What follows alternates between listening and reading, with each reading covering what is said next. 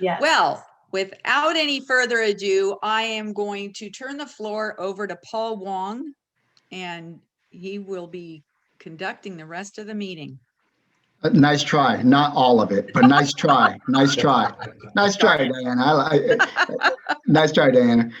So real quick, before I get started, to introduce and share with you, share with everyone two incredible human beings that I am really blessed and grateful to know and get to know and call as friends. First things first, I would like to take a minute and welcome Mr. Tony Blackburn, CEO and appraiser, and he's been an appraiser in California since 1986 and began working at Appraisal Appraisal in 1991.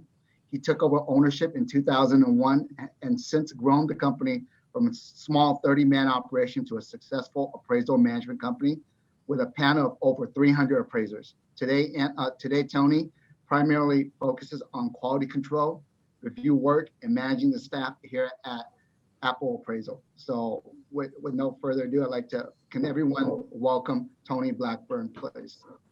Thank you. Thank you. Thank you very much. And then on this individual, very dear to me, Mr. Anthony Young. He's a rookie. I'm just kidding. But look at this. Look at this information here. Valuation of luxury and ultra luxury estate, litigation support, expert testimony, public speaker, residential valuation audit, founding VP of the East Bay chapter of REAA, that's the Real Estate Appraiser Association during the years of 2008 and 2012, owner of Young and Associate Realty Evaluation and Consulting. Now we joke about this and we say how difficult it is to get hold or even communicate in any form with an appraiser. We have two of the CEO joining us today to address and educate the Women's Council of Realtor in Alameda County Network. How cool is that?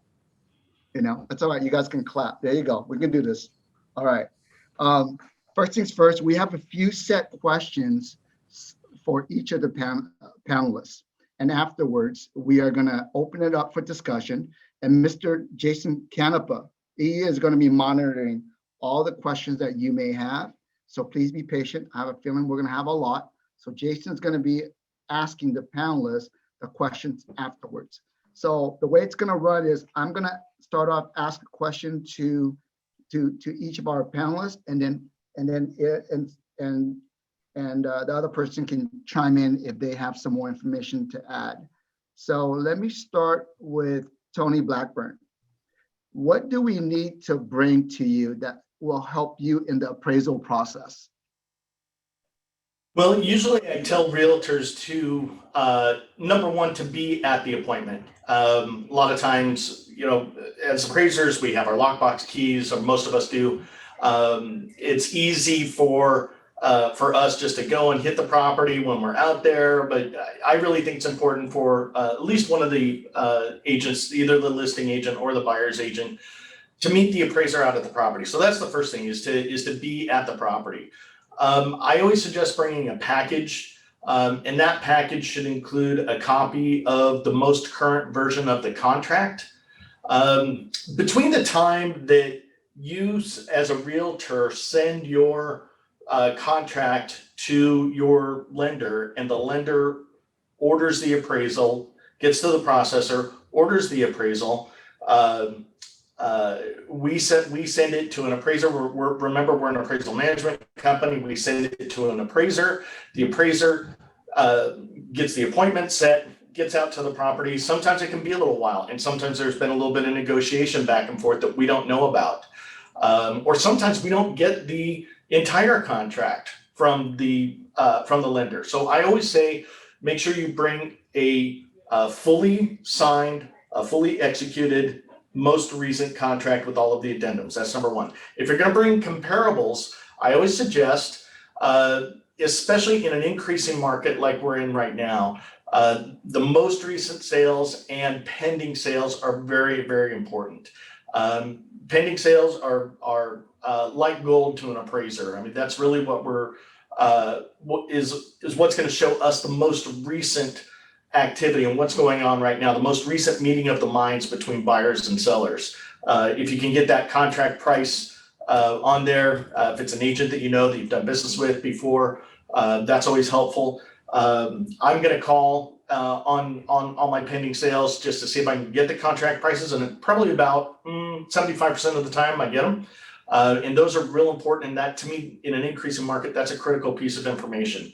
Those are probably the two most important things to bring. And when you do bring comparables, make sure they're relevant.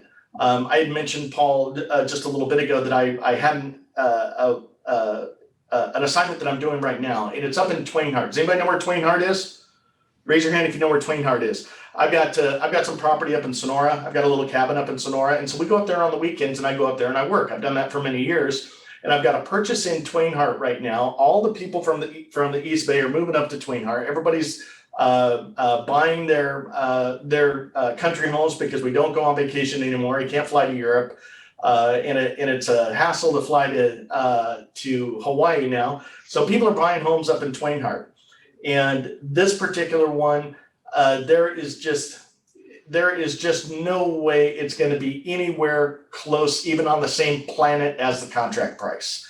And the realtor, I called her up. She's somebody that I know. I called her up and I said, hey, I wanted to give you the opportunity to send some comparables over because she didn't meet me out at the property. So she sends me comparables. This is a 1,400 square foot house. And she sent me one sale that was 2,700 square feet. Anthony's laughing because he knows what I'm going through. He feels my pain. A 2,700 square foot house. It's a 65-year-old cabin. She sends me a 10-year-old house. And it's on an 8,000 square foot lot. She sends me one on 5 acres because those sold at the price that this property is in contract for.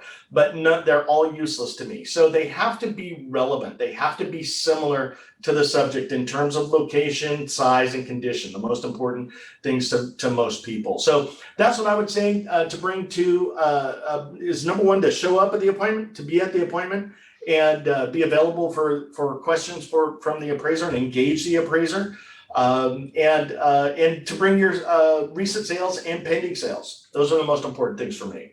Thank you, Tony. Appreciate that. Now, the next question is going to go to Anthony. Anthony, not that this ever happens in our current market, but how quick is the turnaround time when there is a rebuttal?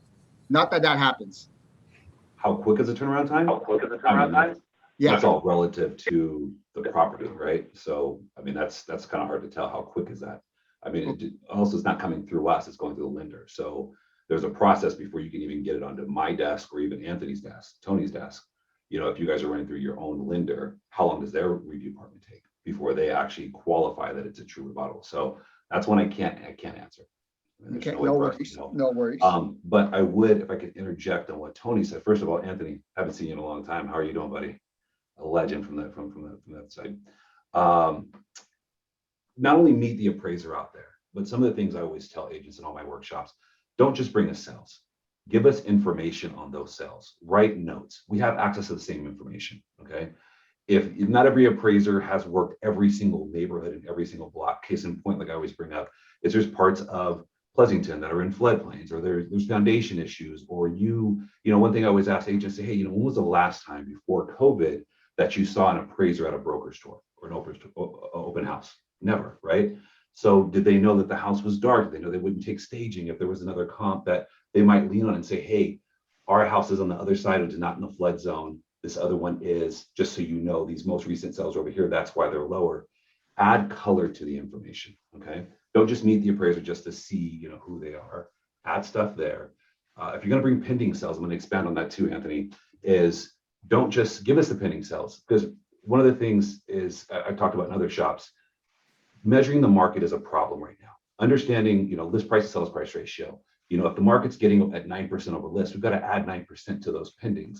So just like Anthony said, we're supposed to call on all those pendings. However, if you know, make sure you write, say, hey, you know what, in this neighborhood, that house was pending, this house is pending, that house is pending. They're all going for over $350,000 over list price, just so the appraiser has to now go back to their office, his or her office, and either credit that information or discredit that information, but they're supposed to verify.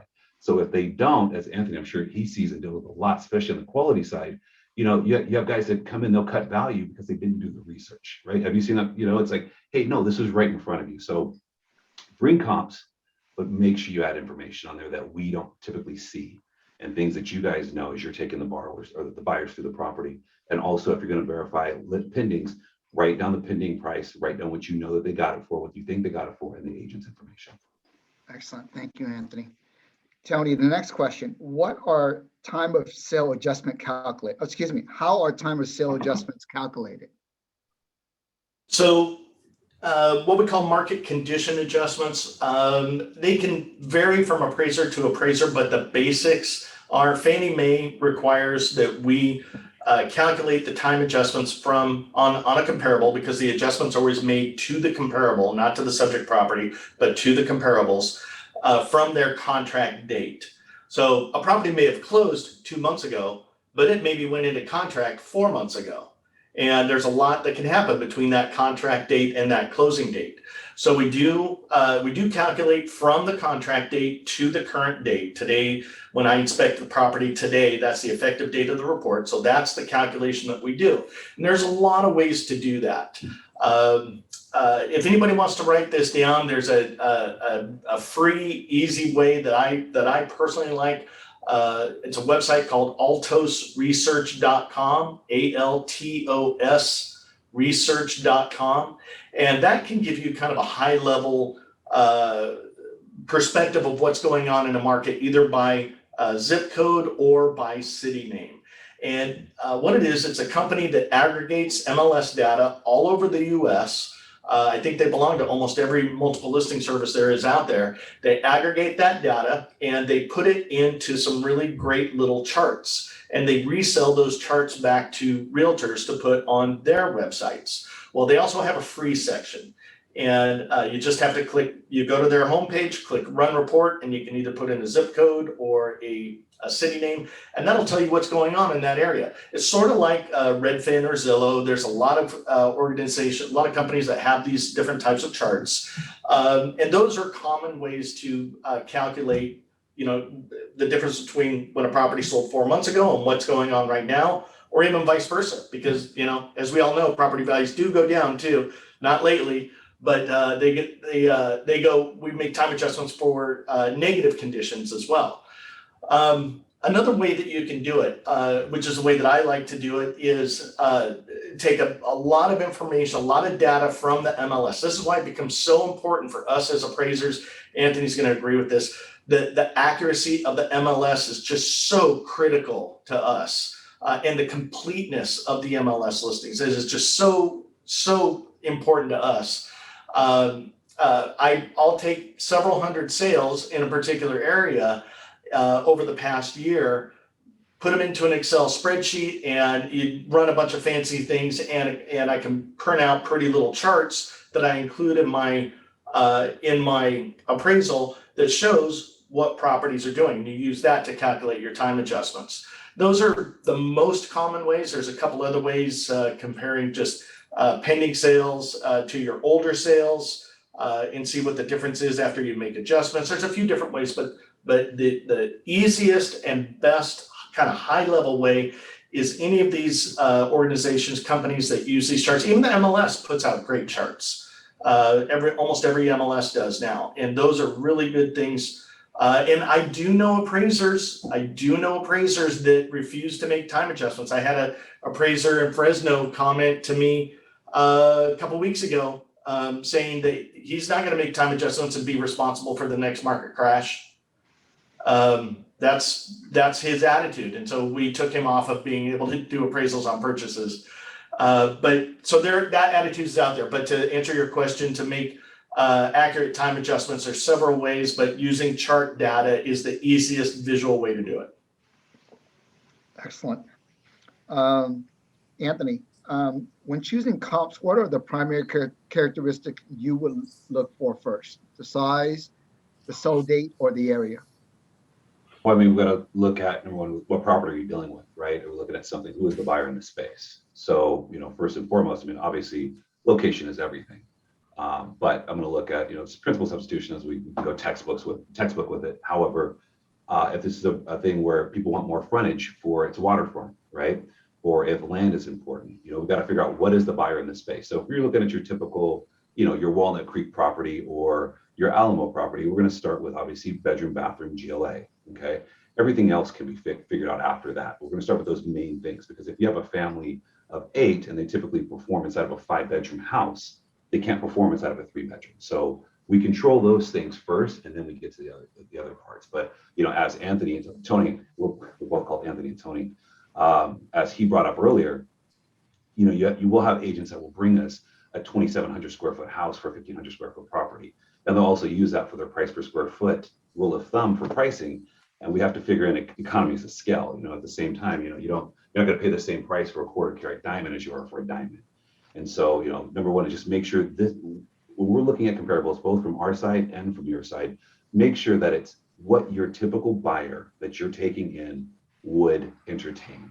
If they're a 1,200 square foot buyer, they can't perform an 800 square foot house, right? So make sure at the same time, if they're 1,200 square foot buyer, they're not going to want, need, or desire, or possibly can't afford the 2,500 square foot house. So it's always controlled of who is the buyer, what is the product that we're looking at, and that actually starts to determine what the problem is, meaning define the problem is what we're looking for when it comes to comparables. Anthony Young, can you lean in a little bit closer to your microphone, please? Yes. How close? Like right here? Oh man, that's a lot of Anthony. That's an awful lot of Anthony, but I think we can handle it. There we go. There we go. I'm not sure about you guys, but I'm just putting on my hat. I'm thinking to myself, I'm so glad I'm just a realtor. Tony, is there a gap in market demand price versus appraisal value? I think that depends on your perspective. If you ask realtors, they'll say yes, absolutely.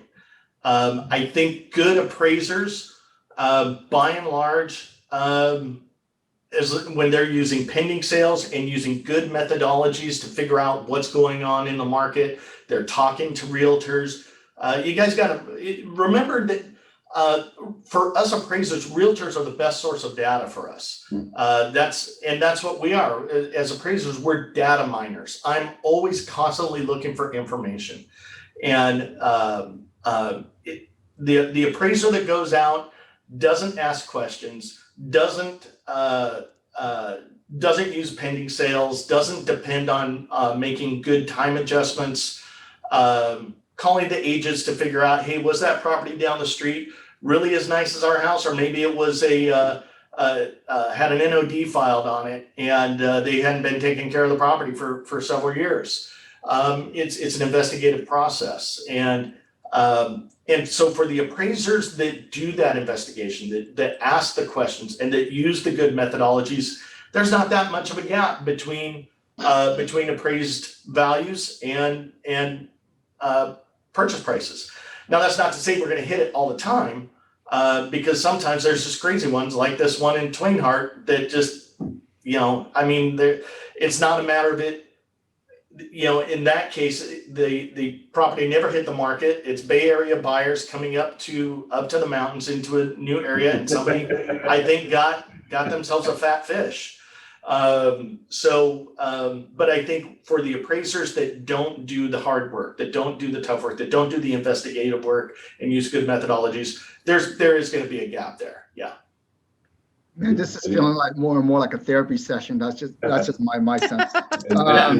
And Paul, one of the things I always tell agents when I'm meeting with them is like, hey, if we all did our job correctly, that everything lines up.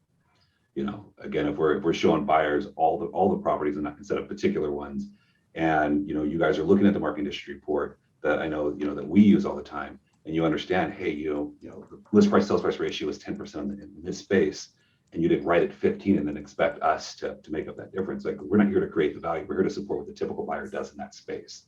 So most time that you have a particular buyer, and that you might have that guy that says, as we talk about Twainhart, right, where you have the East Bay guys that are going up. We did the same thing to Arizona and Vegas before, right? It's like, oh, I can get an acre for 30,000. Give me 4 and I'll give you 60.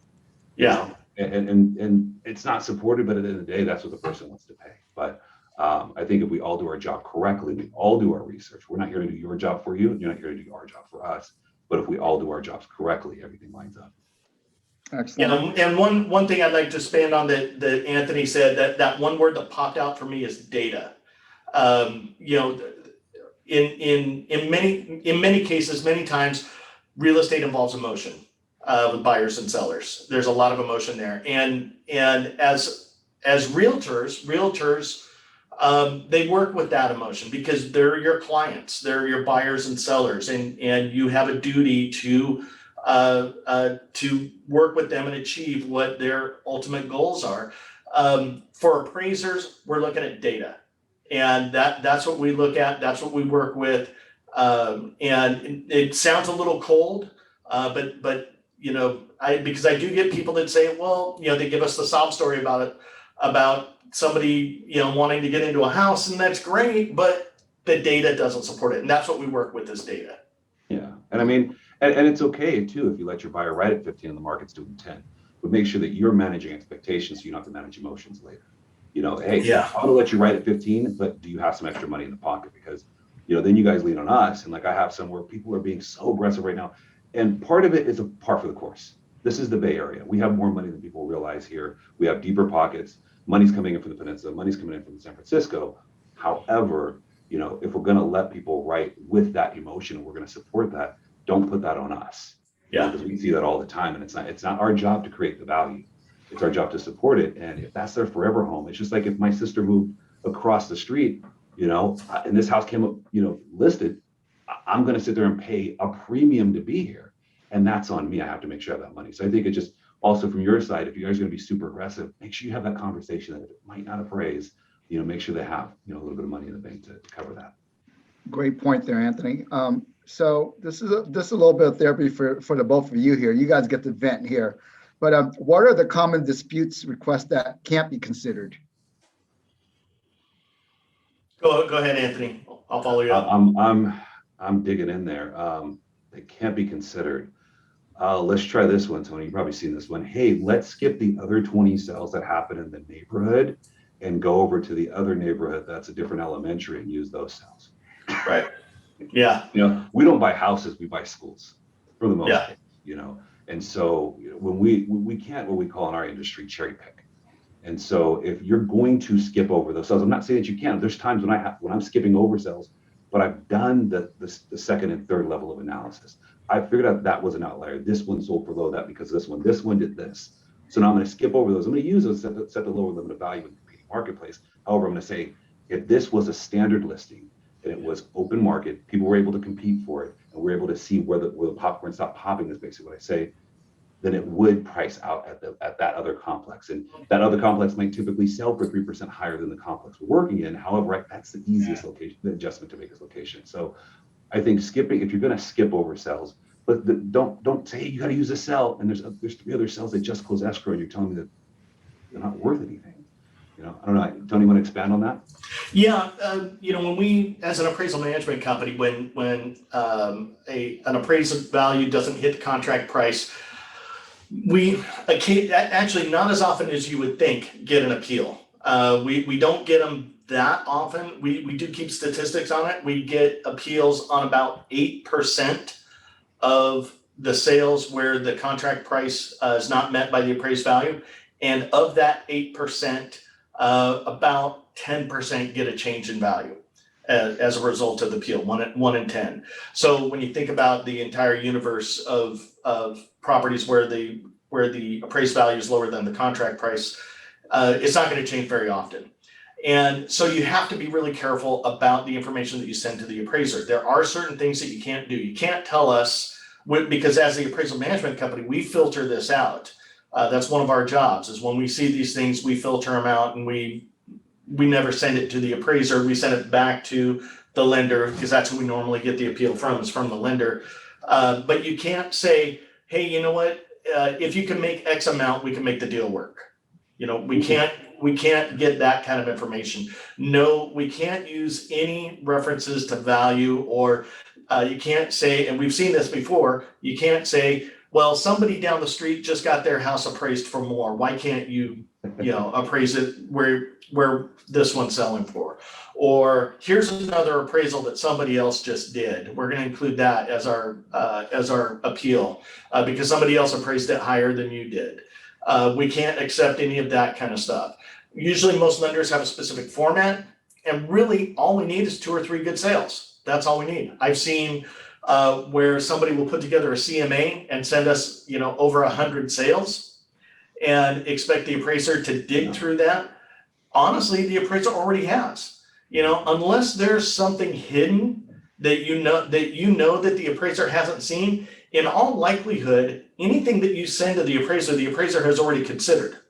And another thing, Anthony's gonna laugh at this one. The other thing that you should never do is never send sales that are already in the appraisal report. That's the one. Yeah, that's the one thing I always tell lenders and realtors, don't send me sales and say, why didn't you use this sale when 2 of them are already in the appraisal? And it amazes me how often we see that. Because what that tells the appraiser is it tells the appraiser nobody read the appraisal. The appraiser put 6, 8, 10 hours of work into this appraisal, and somebody just looked at the bottom line number and got upset and didn't analyze it, didn't look at it, didn't put at least a little bit of effort into understanding why the appraiser came to the conclusion that they did. And so never send sales that are already included in the report. I'm gonna expand on that. There's times that you can, okay? There's times that you can put that in. Anthony is spot on. If you send me the same cells, there has to be some more color brought to them. Yeah, more information. Report, tell me that you went and you pulled the online pictures of that, and the appraiser, which should be, and we talk about some of my workshops about, the condition rating, say the appraiser made them all the same condition. Yeah. But you pulled the online photos and said comp 2 and comp 3, they're great comps. However, they have Formica countertops, they have vinyl flooring, we have Brazilian cherry, we have a completely decked out thing. If you're going to also use cells within and say, hey, this was a great comp for the bedroom, bathroom count, GLA, and all that good stuff. However, it's on the other side of the street, and I don't know if the appraiser was aware, but the school district line runs right behind my house, and so that should be an adjustment. There's other sites that I tell my guys to use sometime, like TopHap, TOPHAP, where I had when they were building that program, I had them put in heat maps, which truly I used to do. Now, if you're gonna rebuttal something, you're gonna give comps back, give us more data than just your knowledge. Show us, hey, the appraiser picked these 2 cells, and in this neighborhood, the median price was 522. In our neighborhood, the median price is 575. So those would be amazing comps if they made the proper location adjustment and support that with data. I typically do that with screenshots and annotate and all that stuff, but make sure when you're doing the rebuttal, add information that is third-party verifiable, that even an underwriter can understand. Don't just give us 3 cells unadjusted with no information there. I think that helps when you add more stuff, because now the appraiser, and I'm sure Tony's seen appraisers at rebuttal. There's some guys who put 1 line, and there's the other guys that are passionate. They'll write you a and sometimes we learn that the full narrative doesn't mean, some of it could be fluff, but there's guys that really did do their research. So make sure that you show them, like you said, subconsciously, if you add those with no other information, you didn't even read it. So why am I going to put effort back into that? Yeah, and to expand that point, the appeals that have a better chance of success from the realtor's point of view are the ones where the realtor and the lender collaborated and put effort into it.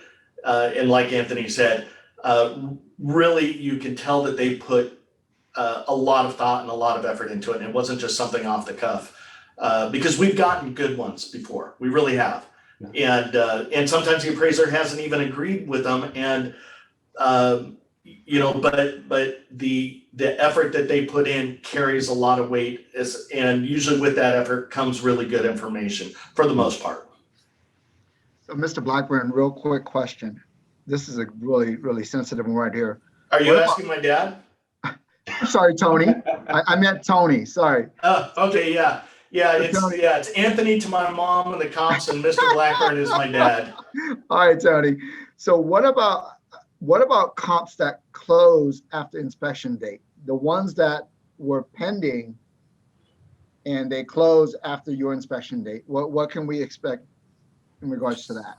I think you can probably get a variety of answers from a variety of appraisers. I've done that before, shown it as a closed sale, because now that's new information that I have, and I haven't delivered the appraisal yet.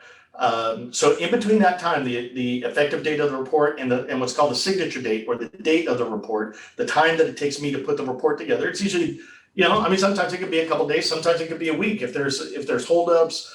But there's a lot that can happen in that time, and what happens at that time is relevant.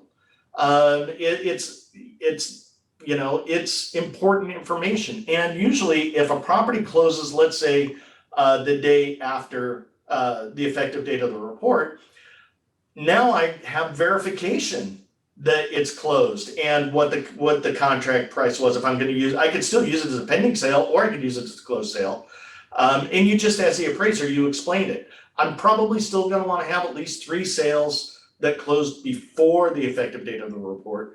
But even putting in something that closed a day or so after, I, as an appraiser and as somebody that looks at other people's appraisals, if they sent that to me, I would go with that as long as they explained it well and gave me good rationale. Sure. I'm gonna jump in on that one too, and we both do a lot and see a lot. One of the things that I tell my guys, the curtain closes the day that I'm there. Okay, the day that my guys are there, the curtain closes. Now, with that said, as he said, we can still use it as a pending sale, and it's even more verified that the market did jump and move, because that's close. Like, oh, we can depend on that. However, we could have still put a lot of weight on that as a pending, properly adjust for list price sales price ratio, a verification from that agent. And then inside the appraisal, I'll say, hey, this property was pending at the time of appraisal, was supposed to close, and it did close the day after we went to the property, close at this. And I put that in the commentary to show the lender, hey, you know what, you can feel comfortable here. And I've had times too where I've suggested to clients, send out a new appraisal.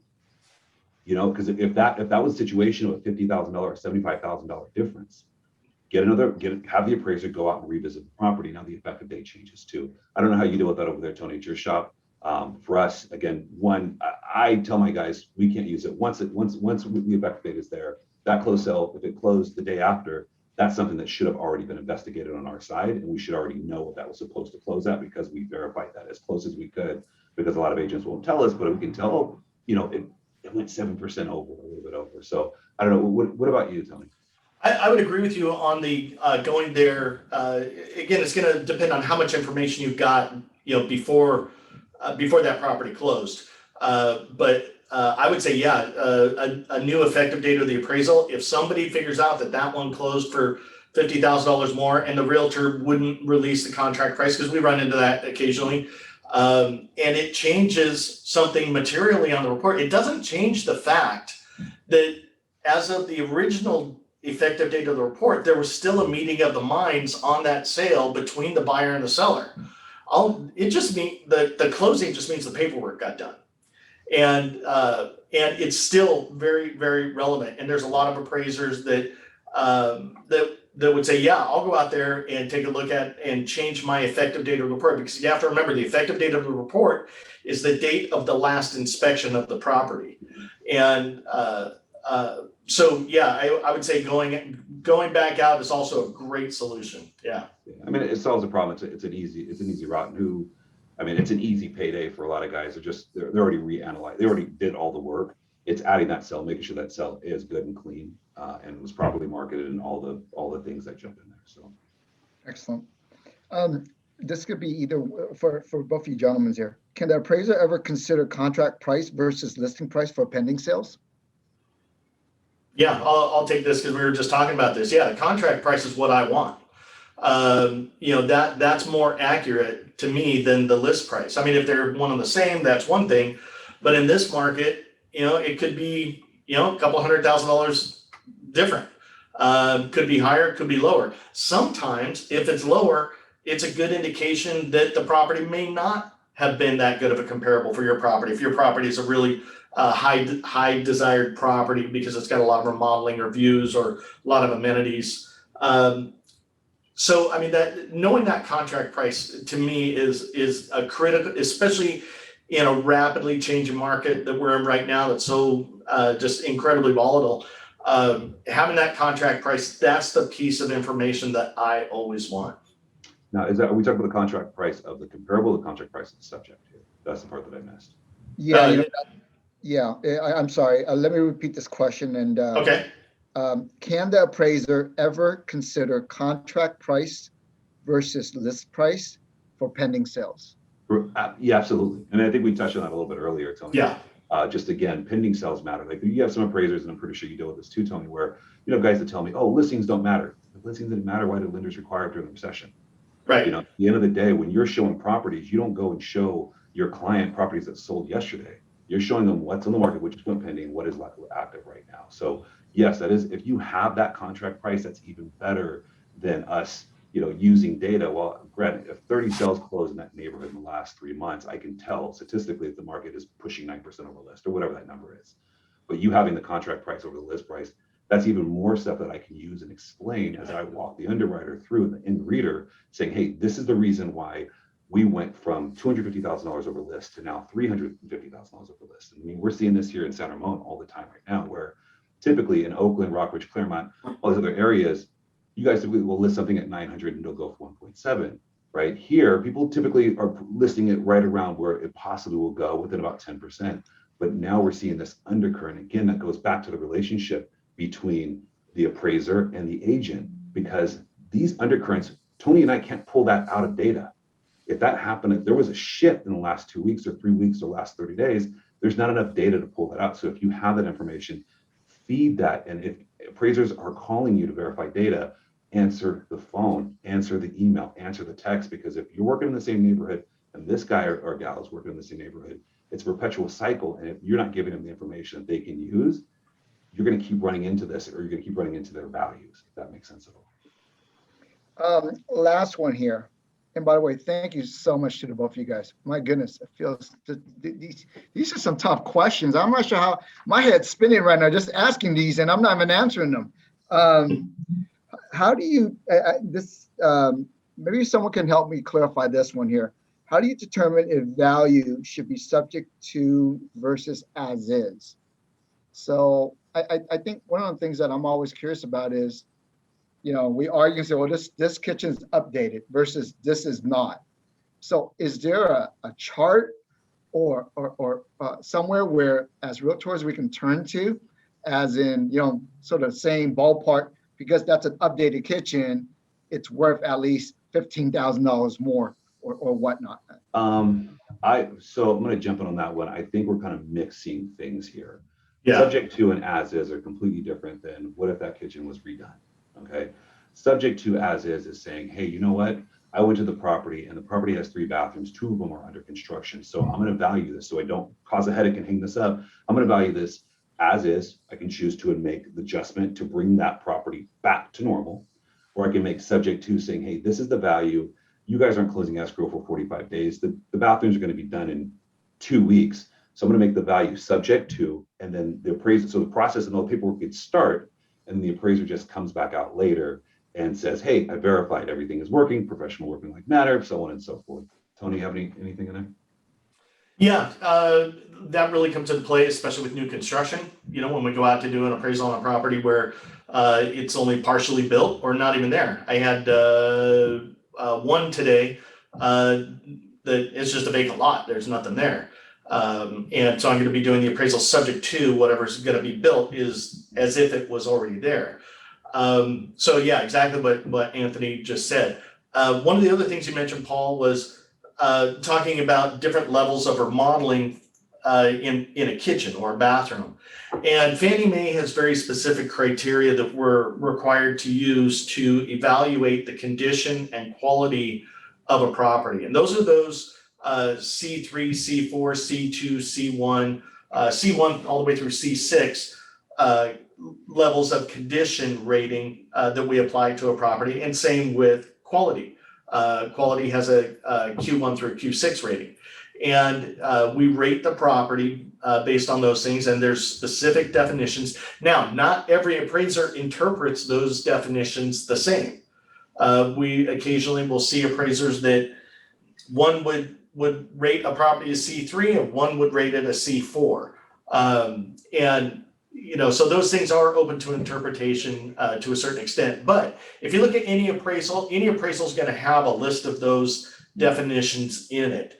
And any realtor just looks at an appraisal can find those. Yeah, I You mean, can also find them if you Google them, Fannie Mae's, they're on Fannie Mae's websites. and that again goes back, if I can jump in there on the tail end, it goes back to take a minute to not just read the bottom line number. We know that that's the number. Hey, you've been waiting for this. Everything's hung up on it. You're getting called 17 times a night in the middle of the night by the new home, the first time buyer, they're sweating over the deal. I get it.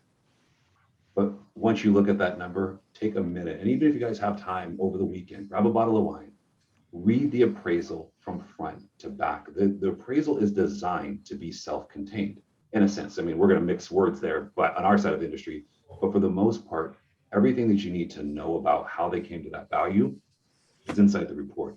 Everything about the condition ratings and the quality ratings, all that's inside the report. Whether there should be time adjustments or technically called market condition adjustments, it's all inside the report in the market conditions form. And those right there are also ways that you can use if you need to rebuttal an appraisal. The market conditions report and the front page tell you the appraiser said, hey, the market's going up in this neighborhood. And then you go to the market conditions report, which is in every single lending appraisal. And you can see that, hey, the appraiser is saying the market went from 900,000 to 1.2 over the last 6 or 7 months, but they didn't make any time adjustments from the contract date.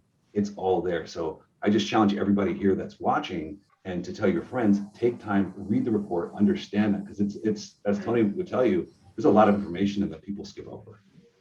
All 56 pages of the report. Wow, holy cow, holy cow. Now we get into the fun part of our meeting here. Mr. Jason.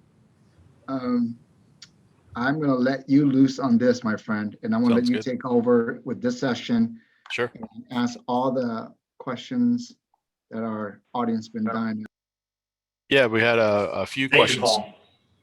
We had a few questions come through, so let me pull those up. What is the square footage formula you use? What is too big or too small? Is it as important as bed and bath count or on the equal playing field? So there is a standard that most appraisers go by. It's called the ANSI standard. If anybody wants to look it up, you can write this down. American National Standards Institute, ANSI or ANSI, standard for calculating gross living area. The American National Standards Institute, they quantify how to calculate a lot of different things, whether it's the volume of a room, what an imperial gallon is, or the gross living area of a house.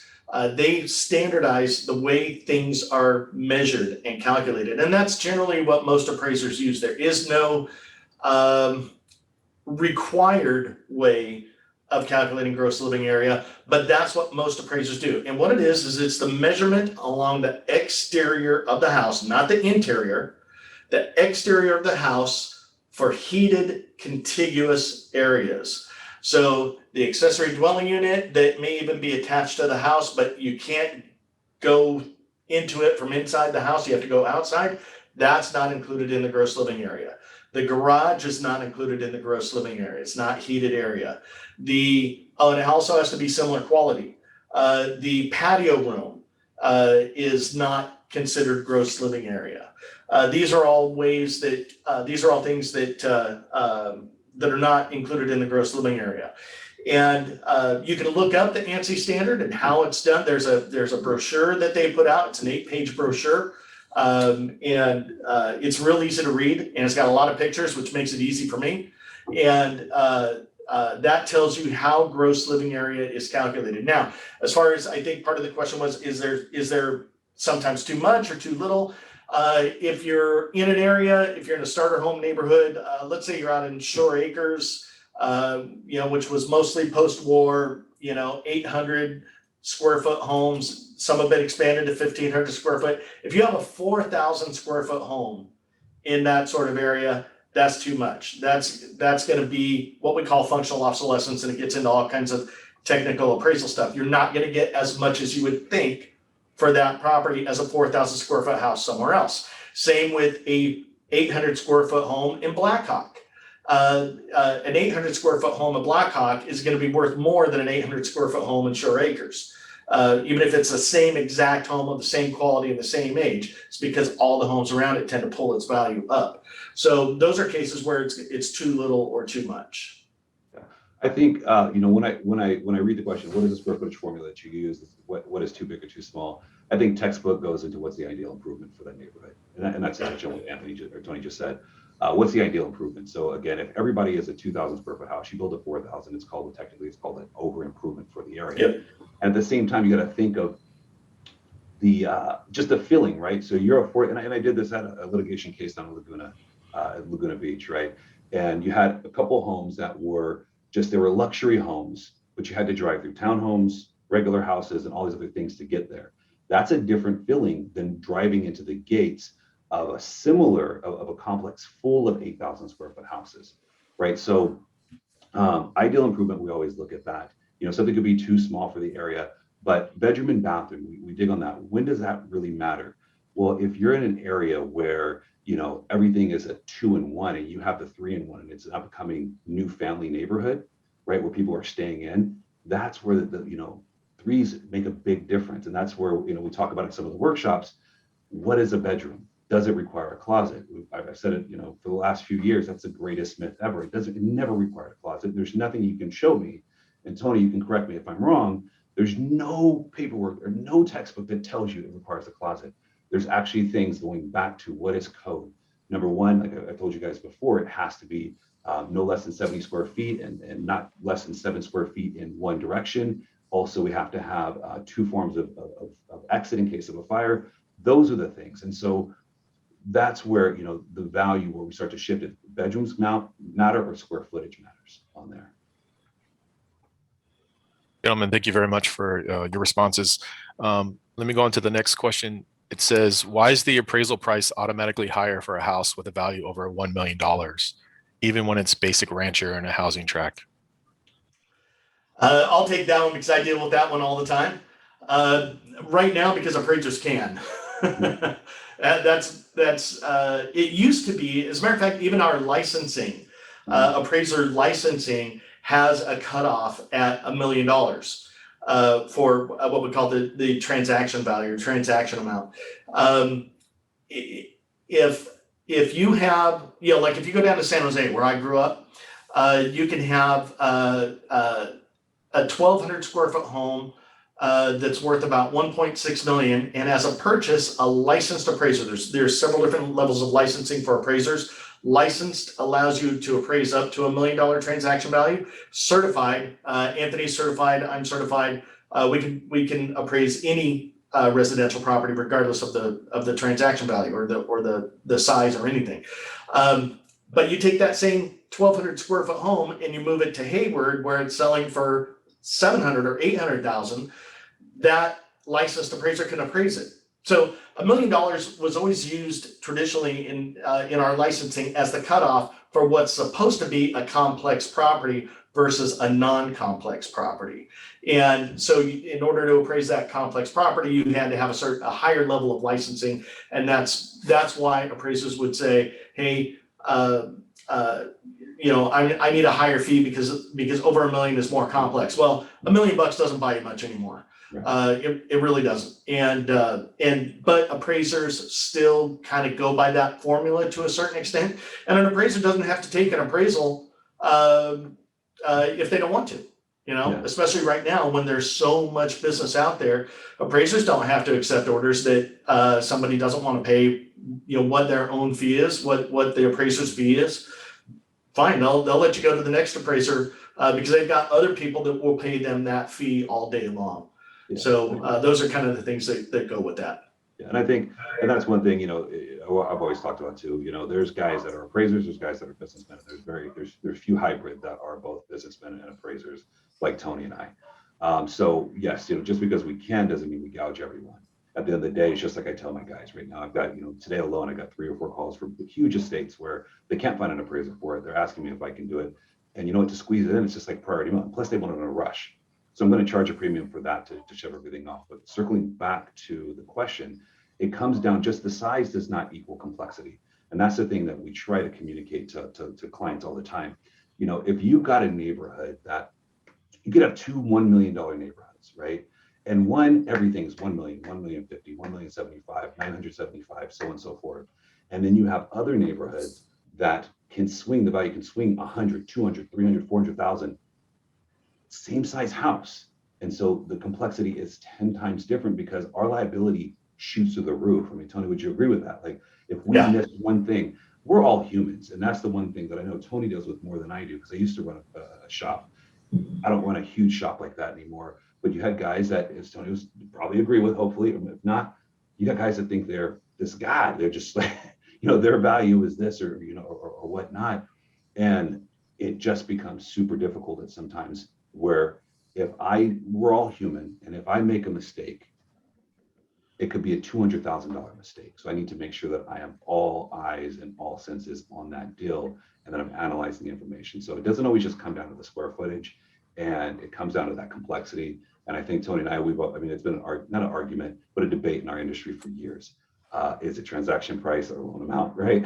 I don't know if we ever got that figured out, but either way, it should be based on complexity and obviously the speed of turnaround.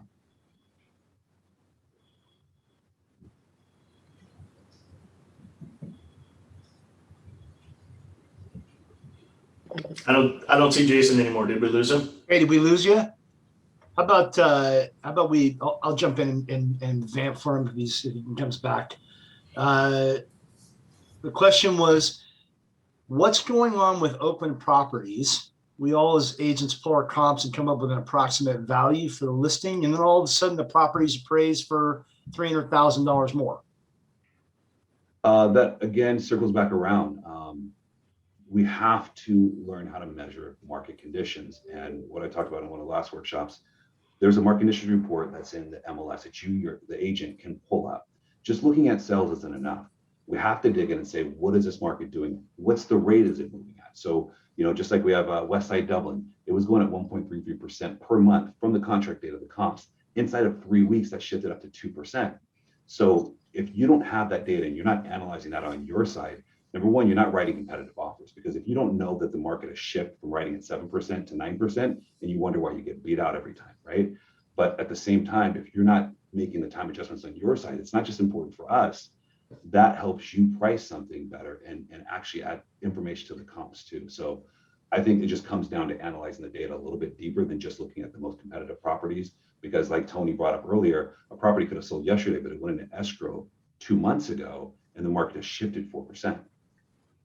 So on that note, you mentioned TopHap and maybe some other technologies. Can you list out or discuss or suggest any others that maybe are edge technologies or not necessarily as well known? Let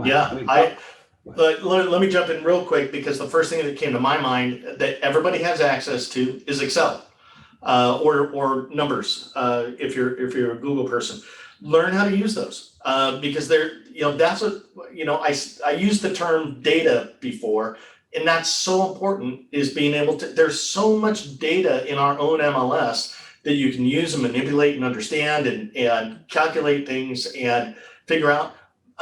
Learn how to use Excel, learn how to use numbers in order to make you a better agent. It'll put you a step ahead of everybody else.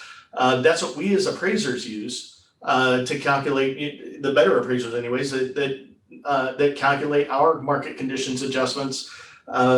Yeah, I would say that's the one that most everybody has access to in one way or another, and it's not expensive. Yeah, you know, and you can export right from MLS easily. You know, you can just figure out the list price, sales price ratio, the movement, all those things. I mean, it's right there. I just think it's so underused. And what I talk to agents all the time right now is the biggest thing that we have is understanding the time adjustments. That is the most critical. That is, in most cases that I've seen over the last few months, is 10 times more important than the condition rating. It's more important than all these other things because the market is moving so fast, and we have to analyze, you know, at the 6-month rate, at the 3-month rate, at the 30-day, you know, like we have to know that is shifting. So comps that sold 7 months ago might be adjusted at 2% per month, and comps that sold at 2 months ago are being adjusted at a different rate. And this is where a lot of times on the other side, you guys don't see what we do behind the scenes, and we're running numbers all the time to try to support this. Not try to support this. It's the wrong way to say it. To make sense and come up with the value that we can defend, which should line up with the research and the work that you guys have done yourself. Because we're both sides of the table. We're both up at 12 o'clock, at night. We're both working early in the morning constantly. So to answer your question, Chris, yeah, Top Hat is one that I know I consulted on. There's a bunch of them. One of the things that they're trying to build in over there is, looking at what the ideal improvement is, looking at if you're going to add a bedroom, what the value is going to be, if you change the square footage. The huge thing that I give out to my friends is, the heat maps, which tell you where the neighborhood changes. It gives you the eyes from the top-down perspective and saying, hey, you know what? Because the best comp didn't always sell inside of a half a mile. Sometimes that truly the best neighborhood to compete with your neighborhood, your listing, is a mile away. And we can show with that data that, hey, you know what? We're red hot right here, yellow, yellow, yellow, red hot a mile away. So that is my competition. My competition isn't just outside the thing, because you can have, just like you have in Martinez, I think you're Martinez, right, Tony? Yeah. You're Martinez, okay. So you have areas where you have track housing, and then you have custom and semi-custom. And you have appraisers, if they try to just use the comps that are right there, they're going to screw it up 11 times out of 10. Mm-hmm. We'll shift gears real quick and ask the question, do you all do only residential, or do you also do commercial appraisals as well? Just residential for me. Yeah, I sub it out to a guy to do commercial. I stay in my lane. Different muscle. I stay in my lane. Yeah, it's just a different muscle, yeah? I mean, for me, It's a different personally, mindset. Yeah, I love the numbers. I love the emotion. I love making sense. I love quantifying the unquantifiable. I love playing with that. Like I tell my guys, it's just like playing football, right? You've got 2 goals and there's 1,000 plays to get there. Yeah. That's the same thing with residential. For me, commercial, well, I love it, and I have some really good friends that are commercial. It seems like a lot of formula. There's not enough emotion there for me, and there's not enough. For me, I love residential. It's a different animal for me. Yeah. Entirely. Yeah. Last one in the chat, and certainly encourage anybody else to pop anything in there that they would like to have answered. How do you value a lot size? And do you pull that information from the county tax assessor? In other words, what's the dirt worth versus what's the building worth? Because on the peninsula, that's a different animal relative to, say, somewhere here in the East Bay. Yeah, because of Prop 13, the assessed value of a lot isn't going to really give you anything. So it's not very credible. If you go to other states, it's different. But here in California, it's not very reliable. So we don't use that. We use what we call the market approach when we look at other reasonably similar lots, what those sold for, make adjustments for size, and compare them that way. That's generally how we do it. Yeah, I mean, the same thing. I mean, the only times that I would use anything from the assessor is when I'm trying to analyze a property. We're trying to figure something out its allocation, and figure out, the improvement versus the land. But that's very rare that I pull from there. Yeah. Market approach. Again, as Tony brought up earlier, learning how to use Excel. It's not as hard as it seems to even run a regression analysis on GLA versus lot size, or even time versus the sales price to figure out the time adjustments using regression analysis. But for us, we use a lot of regression, use a lot of numbers. It's so easy and so fast now. But that, again, like you said, it comes from different areas. It's more important or different or higher value. But at the same time, you can't, if you see an appraiser that comes in and adjusts the lot size at $1 a square foot, and we're working in Menlo Park or we're working in Palo Alto, we know it's wrong all the time. Right? Yeah. Yep. Yeah. What's your take on, go ahead, Anthony, you had something else you wanted to add? Jump in again, to just raise your awareness when you're looking at appraisal, especially we have so many Oakland guys here, and even just the La Miranda area. It's super important also when you're looking at that appraisal, if it comes back sideways, look at the different properties, what their topography is. Because you have guys, I have a 40,000 square foot lot. Like, great, that's amazing. But you only have 5,000 square feet to put the house on and the driveway. There's no play area, there's no parking. So if you have more of a usable lot area, and all the comps were used have zero to no usable lot other than where the house sits, that's another thing to point out. Again, that comes to that different level of analysis where you're not just looking at the bottom line number, you're looking at the sales because you drove through those hills and you say, oh, no, this guy's got a pancake lot, or this guy's got a 10,000 square foot lot and 8,000 of it is usable, but the comp that you're using is a 3,000 usable lot. I don't know if that makes sense for everybody, but just make sure when you're talking about lot adjustments, there's a deeper level of even how you're listing it out. You know, I mean, because you have some of these properties, Walnut Creek, Lafayette, all these other areas. I wouldn't let my daughter. You know, it just drops off. There's no play area for your kids. There's no play area for your toys. All those different things. I got one in the text from one of our guests who says, I've had 2 low appraisals in March, no time adjustment pending sales. I don't see appraisers being aggressive as described. How can a realtor submit an effective dispute addressing this? And would you consider their market analysis? In other words, if an appraisal rebuttal was coming from the lender. Well, you speak our language.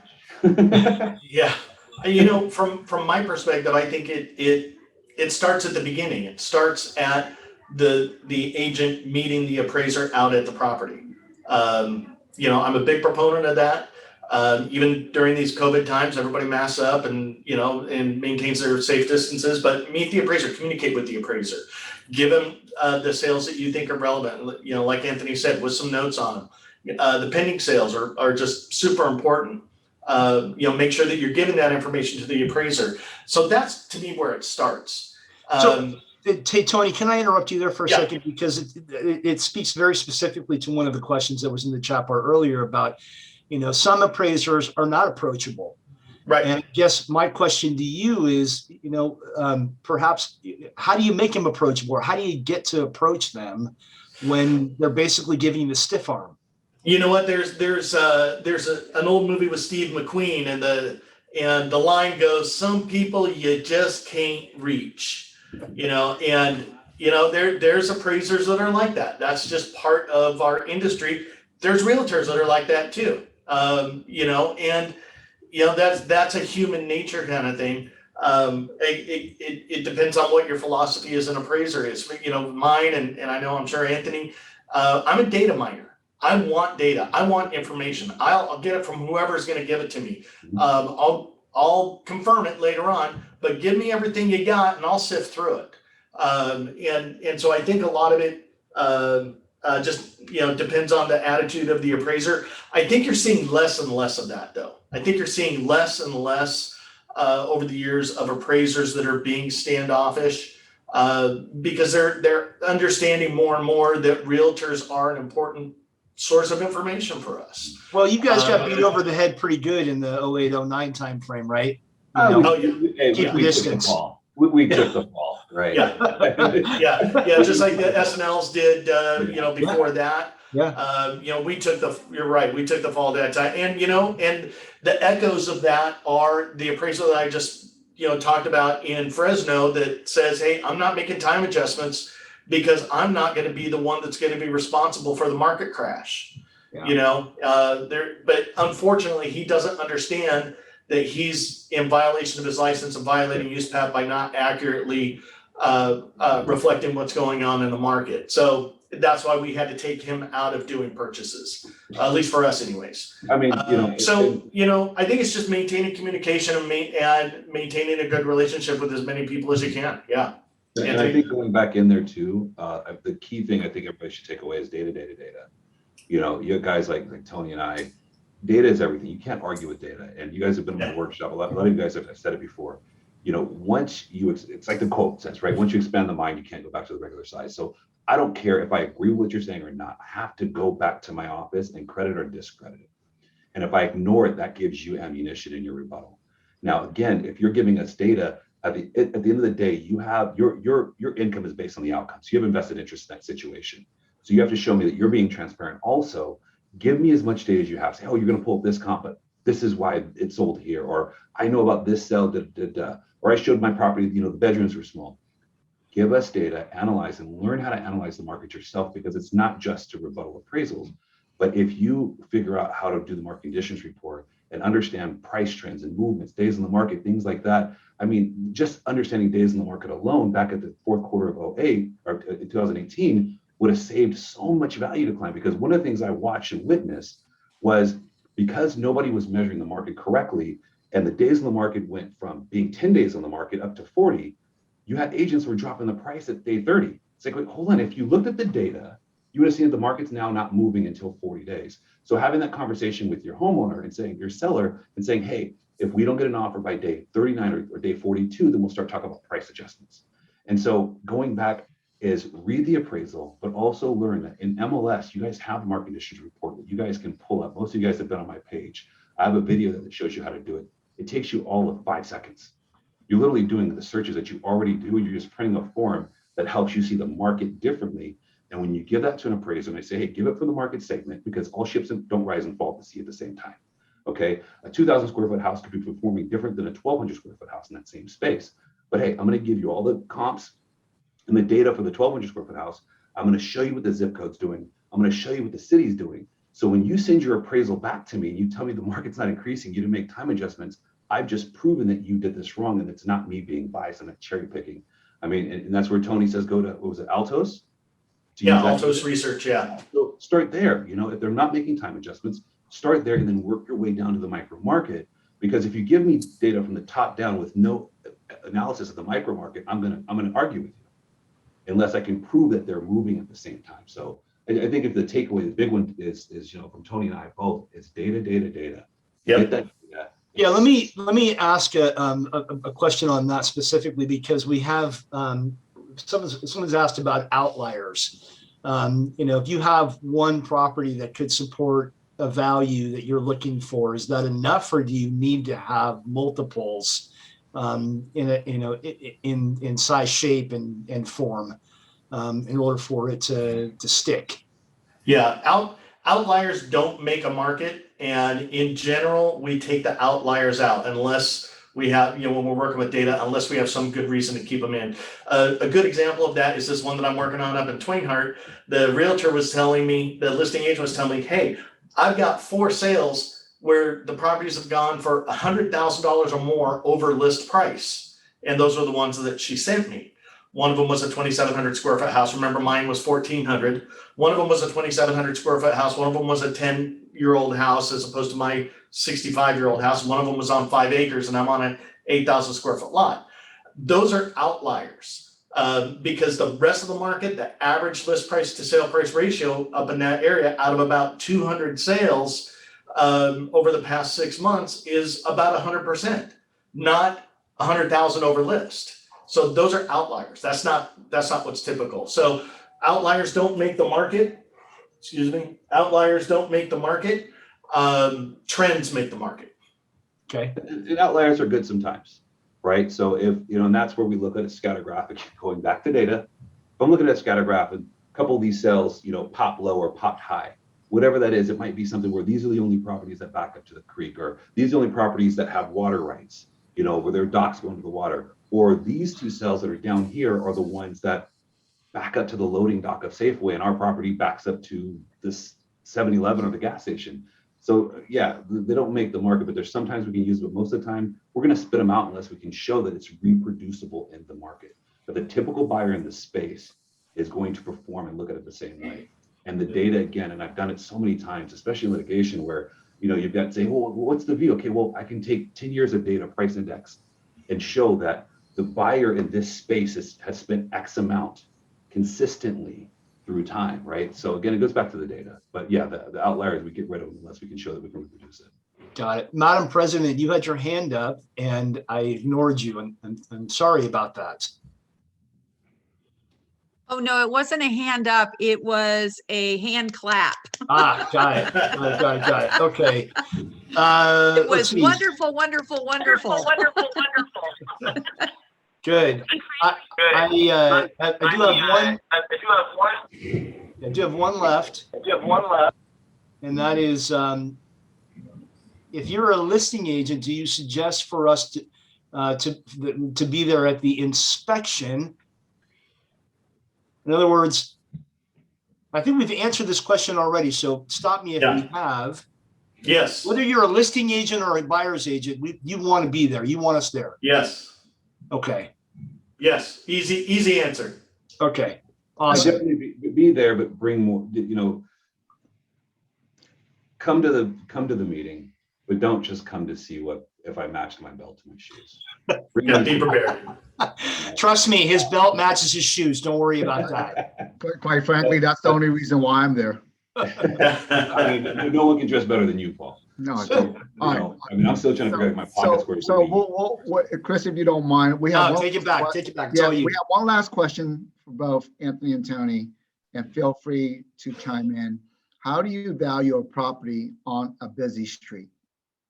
Love this one. Go ahead. Take it, Anthony. How do we value the property on a busy street? It all again comes down to, if someone can answer that directly off, they don't know what they're talking about, right? What it comes down to is, if you have a property that you're listing on a busy street, make sure that if you're pricing something, you price it with taking into consideration other properties which have, the word is external obsolescence.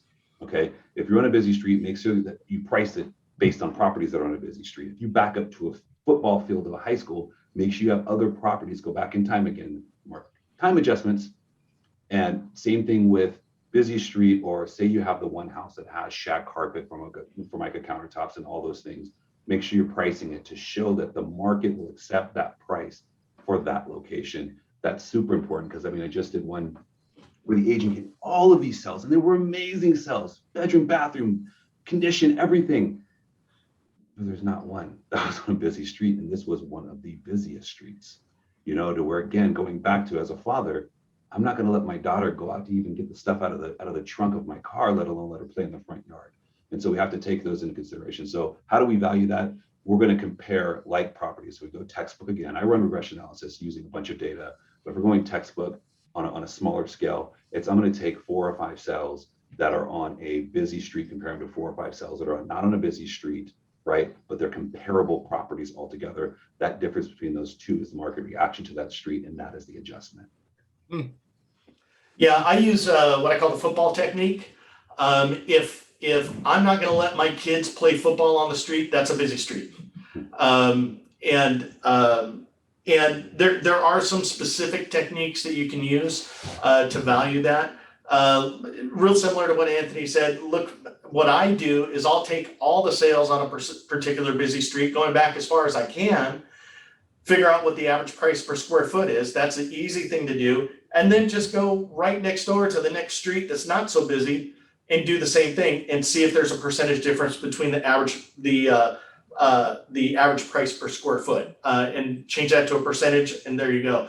That's an easy thing to do. Although the caveat to that is, right now the market's so hot that sometimes buyers won't care. That they'll just be happy to get into a house.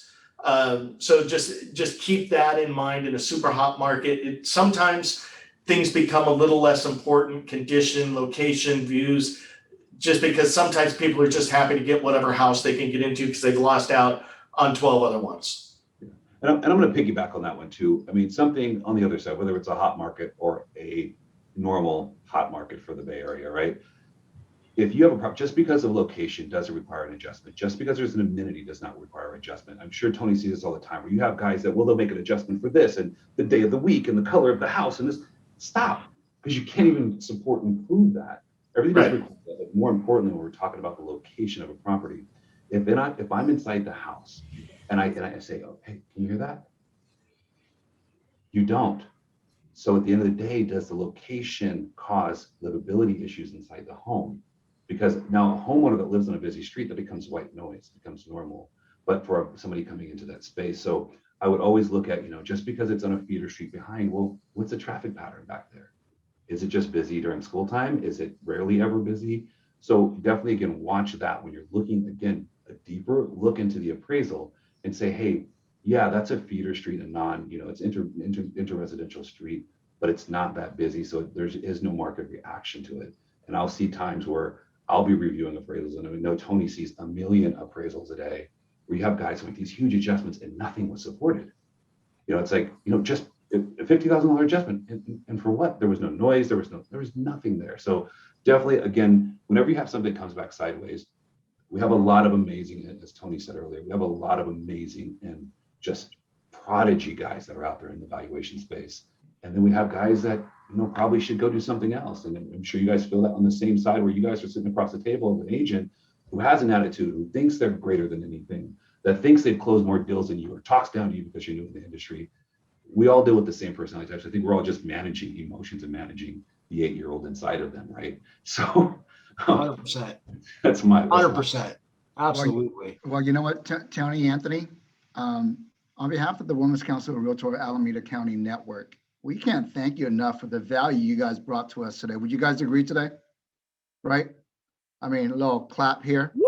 I mean, it's amazing. I mean, there's just so much for us to leave with, and thank you. I took away data. One thing that I would like to add on to that, from you both being here, is relationship. Yes.